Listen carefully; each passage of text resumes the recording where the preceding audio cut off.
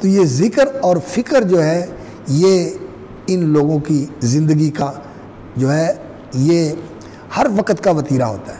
ہر وقت وہ فکر کے اندر ہوتے ہیں اور ہر وقت وہ ذکر کے اندر ہوتے ہیں. ہر وقت ذکر اور ہر وقت فکر.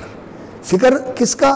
اللہ کی عظمت کا، اللہ کے انعامات کا، اور اپنی کوتاہی کا، اپنی تقصیر کا، اللہ رب العزت کے احسانات کا اور اپنے گناہوں کا.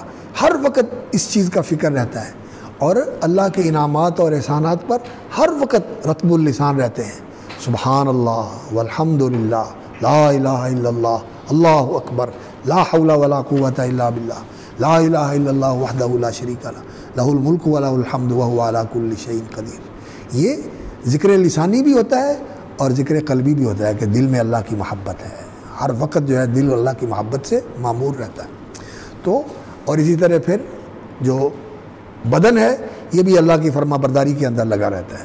تو قلب کا ذکر، لسان کا ذکر اور جسم کا ذکر. جسم کا ذکر کیا ہوتا ہے کہ یہ اللہ رب العزت کی فرما برداری کے اندر لگا ہوا ہے، اللہ کی نافرمانی نہیں کرتا. تو یہ جو ہے وہ فقر ہے جس کا قرآن مجید نے لوگوں کو تعلیم دی ہے اور لوگوں کو اس کی دعوت دی ہے. وہ اقبال نے کہا ہے نا، فقر قرآن اختلاط ذکر و فکر. فقر قرآن، قرآن کیا کہتا ہے؟ یا ایھا الناس انتم الفقراء الی اللہ واللہ هو الغنی الحمید. اللہ غنی ہے اور باقی سب فقیر ہیں. یسألہ من فی السماوات والارض، سب کے سب اللہ سے مانگتے ہیں اور وہ سب کو دیتا ہے. یسألہ من فی السماوات والارض کل یوم ہوا فی شان. ہر روز، ہر وقت، ہر آن ہوا فی شان. اللہ رب العزت شان میں، کام میں ہے اور ایک کام اسے دوسرے کام سے غافل نہیں کرتا.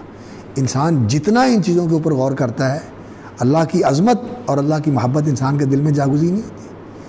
اپنے آپ کو اس چیز کا عادی بنانا چاہیے، اس چیز کا عادی بنانا چاہیے.